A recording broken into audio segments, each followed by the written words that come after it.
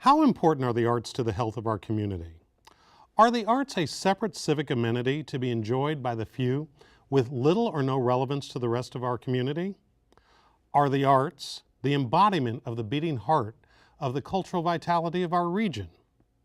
And what is the contribution of the arts and other civic amenities to the innovation economy that our leaders are seeking to build? In conjunction with the Mountain Valley chapter of the American Leadership Forum, joining us today to answer those questions and more are Sacramento Mayor Darrell Steinberg and West Coast Director of AMS Planning and Research and former Managing Director of the B Street Theater, Bill Blake, next on Studio Sacramento. At Five Star Bank, we create thoughtful solutions to help the Capital Region thrive, from economic development and education to public health and safety, issues that are vitally important to Sacramento's prosperity. We're proud to be part of the conversation and hope you'll join in.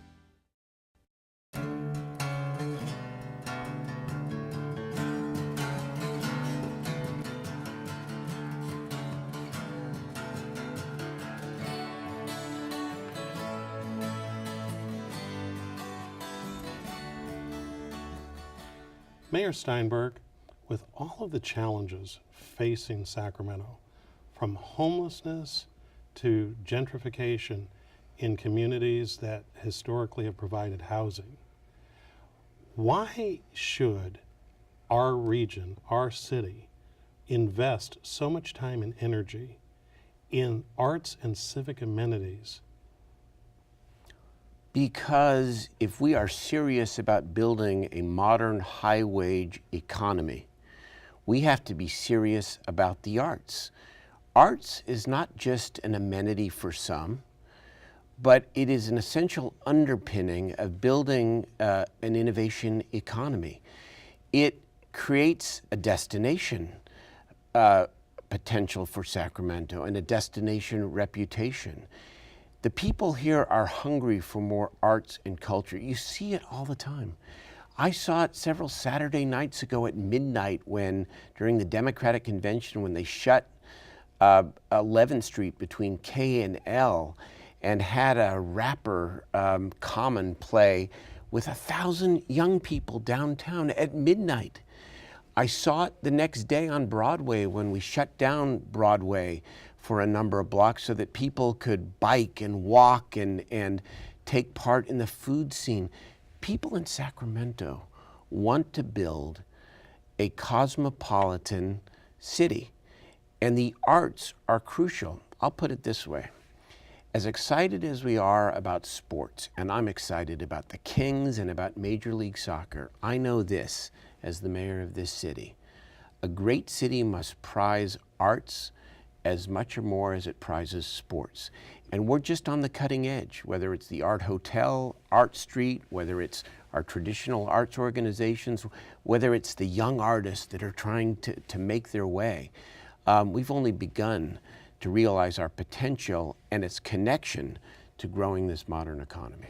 Bill, when you hear Mayor Steinberg make a statement like that, you do work all over the country in building arts communities. Yeah. Usually the conventional wisdom would be that sports would be in primacy in terms of a focus, but certainly not equal with the arts. Is Mayor Steinberg's vision an anomaly, or does that play out in other parts of the United States as well? It plays out in other parts, and the vision is phenomenal to build up Sacramento. I mean, I think the mayor's administration and efforts are trying to do things to better our community by addressing things like homelessness. But you gotta pay attention to the asset side as well, and you've got to invest in those assets. And things like sports, parks, and absolutely arts and culture are big assets that need investment, and they pay dividends. There's a notion among some that we're sort of at an asset deficit in the arts. Not true? Oh, we'd always like more in the arts. And I think when you look at Sacramento compared to other even capital cities, we could use a little more. It can be tough being in a city where the employment base is very government focused. It means we have a lot of smart people working here. We don't have a lot of wealth creation, and that's sometimes that affects how big our arts institutions can be and how secure they can be. But here we've got a great emerging scene of young artists at the grassroots. We have some really well-established arts organizations. Certainly B Street Theater and Music Circus and our symphony and ballet are really things we should be proud of, and we should be trying to build them up. And I think that's part of the vision. Anyway, but they've also struggled over the years. Yeah. And you look at the Golden One Center, right? I think it's a proud achievement on many levels. Not only is it a great economic catalyst for our downtown, but it also demonstrates Sacramento's ability, long seen as a government town, a proud capital city, to be able to emerge and to be able to offer so much more. I know that we need to see the Golden One Center is not the end of our achievement in this area, but only the beginning. And we have the ability to do more. Look we're the proud center of public service. What I've realized economically, and maybe it's my own trauma from presiding over the Senate during the worst recession in modern history and seeing the furloughs and the layoffs, is that a great city cannot rely on government alone. So then you ask yourself, what are the pieces to try to build a more modern city? And it's attracting more technology and taking advantage of our proximity to San Francisco and the Silicon Valley. It's significantly enhancing our partnership with the University of California, Davis and Sacramento State to create an economic synergy. It's about using our assets like the riverfront much more strategically. But it's also about building that excitement around what's going to attract the next generation to Sacramento. And I think arts and culture are at the center of it. So when I talk about allowing busking, which is outdoor entertainment in Sacramento, it's not just sort of a niche idea. Busking is what it's called? Busking is what it's called, which is what you see in many great cities, right? I mean, I think about San Francisco and hundreds of people gathering in a circle while... The street performers. The street performers, Okay. That's the term. Why not Sacramento? Our ordinances sort of inhibit it and prohibit it. We want to bring it back. I could see on major street corners, I could see at regional transit, light rail stations, bringing the urban experience alive with more outdoor entertainment. That's a piece of it. It's building up the traditional arts organizations, but it's fostering this new spirit where anyone who's creative thinks about Sacramento as the place to be. When you talk about that the Golden One is not sort of the end point, but it's you sort of imply that it's one stop along many stops on the Correct. journey. What are some of the other big investments that you think are critical that are being made right now or anticipated? So I want to digress just for a second and give a little context here. When I became mayor, the council was confronted with a decision about whether to spend all of its hotel debt capacity on expanding the convention center. And expanding the convention center, I believed and believe, is very, very important. We don't have enough meeting space. The logistics of the convention center don't work for multiple conventions at one time. But I said, look, I don't think we should spend all of our money on one asset. It's frankly sort of the old Sacramento way, which is to do one big thing at a time, hope that brings economic vitality, and then spend the proceeds 5 years later to do the second thing. Instead, what I said was, let us build a quality convention center with a hotel on the east side. Let's cut back on the exhibit space. Let's build a beautiful outdoor plaza between the convention center and the renewed community center theater. And let's do it for $50 million less. And let's use that $50 million and let's put it into a Destination Sacramento fund, and let's begin imagining what we could do with that. I have a bias towards the riverfront because I hear from a lot of my constituents that wouldn't it be great if the riverfront was a destination? Old Sacramento, the Powerhouse Science Center, so many targets of opportunity, but there are a lot of great ideas. A children's museum. We want to do more with the Crocker Art Museum. A public market. An I Street pedestrian bridge modeled after the Highline Bridge in New York. We need to be able to build the capacity to be able to do more than one thing at a time in this city and region. And again, art and culture is at the center of that. Well, what the mayor's talking about is, I mean, what encapsulates some of this is this whole idea of placemaking, which has probably been talked about at this table before, but this idea of making Sacramento a place. Arts capital. An arts capital, a place that people want to be, they want to come to. I mean, if you go to, I was in Portland, Oregon recently, there's a busker in the airport, so when you get off the plane, where's that music coming from? It makes you feel like you're in a place. And this strategy by reallocating some of that convention center funding, I think is critical and a great move because it starts to invest in placemaking. And I think one of the adages of placemaking that I have heard, I forgot who said it, I can't really attribute it, but it's that if you make it just for visitors or tourists, the locals will hate it and stay away. If you make it for the locals, the tourists will love it.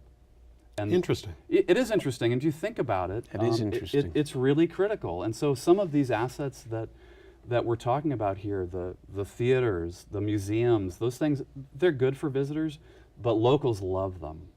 Develop a real love and affection for them, and we in that business need locals to love them because we need the financial support to make them work, but that's all part of how that ecosystem works. But we're creating a sense of place here in a way that's critically important, and when you do that, things like building the economy, down to addressing homelessness and those issues, they all come together when we make those investments, and we have to do more than one at a time. What do you take away from the recently released Valley Vision study that looked at community support for civic amenities and the arts? Well, it's an excellent study, and we want to use it and build upon it. I think it affirms what I already suspected, that the people of Sacramento are hungry for more civic amenities. They love the river. And they are willing, presented with the right kind of plan and strategy, to invest more in what will make Sacramento not just more of a tourist destination, but as Bill said, a place where people who live here can do more and have more experiences. Look, and some of it isn't expensive, relatively. You look at Old Sacramento, for example. Old Sacramento, everyone agrees, is a wonderful tradition and part of Sacramento, but it frankly is in need of a real facelift. We need to maintain its historic nature, and at the same time, we need to modernize it. Well, we heard the other night it would take $10 to $15 million out of that $50 million Destination Sacramento Fund to do some game-changing things in Old Sacramento. And so we want to be smart. You know, I look at the whole area, and of course, not just downtown, because arts education is crucial, making sure that we connect arts to the schools is crucial, but I just want to paint this picture. You got the Gold One Center. You got the East End with the renovated convention center and an iconic community center theater. You got the riverfront. You've got a vibrant arts culture in between and everywhere, connected to the neighborhoods. Well, let's talk about the neighborhoods for a second. Yes, because sir. The bias historically has always been to center arts-related investments in the downtown core. And the question is that how is it that this vision projects out arts so it does have a sense of place, but not only in the central city, but embedded in the neighborhoods that are closer to the majority of the people, the residents? Well, first of all, my philosophy, and I ran on this, is that building a cosmopolitan city will make us a very good city. If we want to be great, we need to connect that growth to the neighborhoods, and especially the kids in the neighborhoods. So in the first 6 months of my tenure, we put out about $1 million, a lot of money, but a modest amount, for innovation grants for young or artists of any age, but new artists who want to do work in the neighborhoods. We've also increased the SMAC budget by $500,000 over 2 years to give them Metropolitan Arts Commission. Metropolitan Arts Commission. And then maybe most significant for me, we are creating what's called 1,000 Strong, year-round paid work experience for Sacramento teenagers with a focus on the neighborhoods. I want to connect those young people to the arts as well. And so this only works if there's a holistic vision and we connect that growth, and a lot of it will be downtown because that's the center of the city and the center of the region, but we must connect it to the neighborhoods and especially the kids. Bill, when I was reviewing the Valley Vision study, there was one aspect of it that I had a hard time reconciling. It said that while 91% of the residents surveyed considered civic and cultural amenities important, their support was lopsided almost 5-1 for parks and trails. And yet the major investments we tend to talk about tend to be facility related, museums and performing arts center. How do you read those statistics? Well, there's a lot of ways to read statistics. My read on it, without doing a deep dive into that data, is that that response was really about concentrated support for parks and trails. That was asked very generally. And then you had dispersed support for things like theaters and museums and those things. So some of it was in the way the question was put together. I think if you add up all of the other things, they get up there as well. If you'd asked a question like, do you support arts and culture for your community, you'd probably get a much higher response rate of yes. I mean, I'll tell you, any focus groups that I've been a part of leading here, any surveys or polls that I've ever been a part of and looked at that data here, parks and trails always score very high, as do libraries, followed then by a lot of arts and cultural assets. But everything's different, and it is in the way you ask the question too. If you ask about parks and trails, everyone can think of a park and trail that's near their house that they personally want to go and enjoy. If you ask more specifically about a theater or a performing arts center, well, it's a little bit more distant. Which one? And the reason the reason I ask you the question is because, Mayor, for me, I always follow the money. And years ago, I was a part of a painful experience called Arts to Zoo, which tried to create a multi-jurisdictional authority to raise money to give a permanent source of funding for the arts. And the question is that at the end of the day, in doing all of this work, aren't we missing a core component that a city like Denver has had the fortitude to put into place for a permanent funding source to create a base level for arts? Yes, and we must create systemic and sustained funding sources for arts and culture if we're serious about it. Now, we have challenges, but they are surmountable challenges. Part of the problem with the original A to Z concept, it was the right idea, which is to say this ought to be done regionally. I'd like to do everything regionally, but including transportation, by the way. But I also think we need to recognize that the voting patterns and the politics, if you will, of various parts of the region are different than the voting practices and the voting patterns of the people of the city of Sacramento. And so I will always want to go regionally first, but if that's not possible, I want to look at what we can create within our city and have it spread outward. And so, as we speak, I'm looking at the 2018 ballot. I'm looking at the 2020 ballot. Don't have anything to announce yet, but I know that the $50 million that I spoke about earlier, which will comprise the beginning of the Destination Sacramento Fund, is actually just a drop in the bucket if we want to grow this city in the right way. And regionalism, it has been something that you have a reputation for focusing on. Yes. And Bill, you do this work all over the country and actually outside of this country on these sorts of efforts. And it just seems that doing it for Sacramento, making this an arts destination, wonderful objective. But when we've got West Sacramento, a rock throw across the river, and we've got Elk Grove to the south, connecting up to South Sacramento, and all of these places, why wouldn't we go for the regional home run rather than, and I don't want to diminish your efforts that Sacramento would be a base hit, but we could go for the Grand Slam. I certainly am open to all options here, but I also believe in politics that represents the art of the possible. And I want to win, and I want to win for our city and for our region. I mean, look, we saw this with transportation in 2016. We did a city-county transportation measure, Measure B, and this was the presidential election year with a high voter turnout, and we, quote, lost with 65.5% of the vote because of the 2/3 vote requirement for a special tax. I think we have to take notice of that. It doesn't mean we don't try that approach again for transportation or for arts. But I think we have to be, I'm a data-driven person.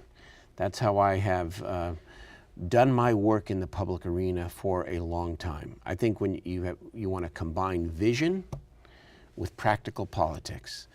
And I will look at the arts funding question in just that way. Well, and there's an iterative way that some of these things roll out as well, and I mean I love to hear your kind of pragmatic approach to it, which would be great because something is better than nothing. And I think what Denver's experience has been with their kind of scientific and cultural facility district that's a tax is over time, every time they've gone to renew it, more communities from the fringe of that boundary want in. Really? Yeah, so they keep expanding and expanding and expanding the circle of it. Because there is some give back to those suburban communities that they want to have their arts council, and they see that there's an opportunity there to build up the place making of their own community, and they want in over time. And that tax district's been renewed several times. It's up for renewal again shortly, and there's more communities that want to add on. I want to go back to the conversation about the Innovation Awards. It was interesting in that some of the things that the Innovation Award folks that are applying for it can apply for things that are as disparate as agriculture and outdoor sorts of activities and things like that. And what is it exactly that you're looking for in terms of bringing people to the table to start to utilize these innovation proceeds? Well, we put out $500,000 in sort of a non-traditional way. Didn't want to do a top-down that said, this is what your city thinks represents innovation.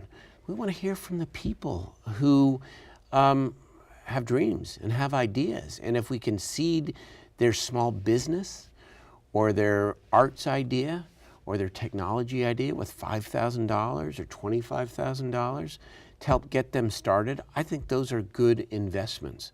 And so I want to support anything that is going to add to the cultural fabric of this community and is going to enhance our reputation and enhance our ability to create a high-wage economy.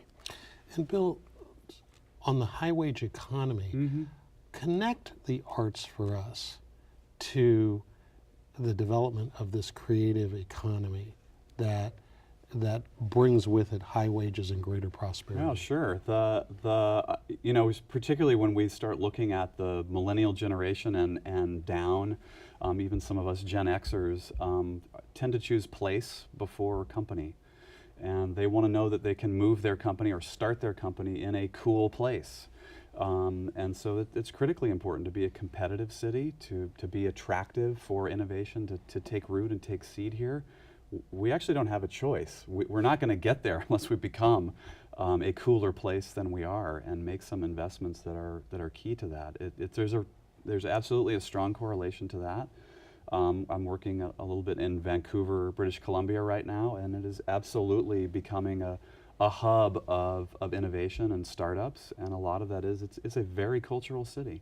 There's a lot of arts and cultural activity there. They had the Olympics there, so that it's also a sports town, but the arts eclipse that in terms of activity and participation. and it makes it a really attractive place for people who have that fire and that inclination. That's where they want to be. And I should add, you know, we're putting some resources into the development of an arts and culture master plan. And even though, you know, I'm not enamored of long-term planning, we're going to take 12 months and we're going to take all the input from the innovation grant process and all that we're hearing in the community so that we have some guidance when it comes to future investment.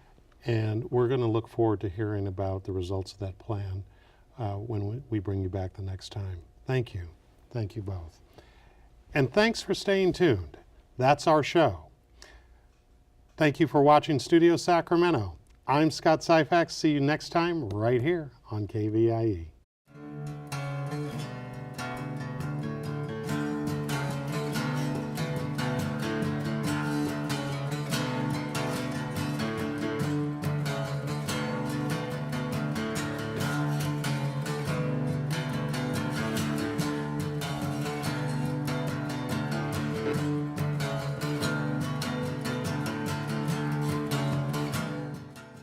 At Five Star Bank, we create thoughtful solutions to help the Capital Region thrive, from economic development and education to public health and safety, issues that are vitally important to Sacramento's prosperity.